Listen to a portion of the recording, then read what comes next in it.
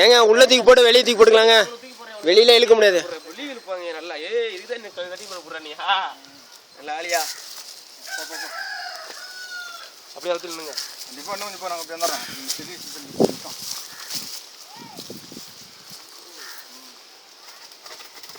அதுதான் தெரியுது. ஆனால் அந்த சந்தில் தான் நீங்கள் பார்த்தேன். சந்தில் இழுக்குங்க. தூக்கி போட்டுக்கலாம் சார். எவ்வளோ நேரம்? சந்தில் இழுக்கலாங்கிறாங்க.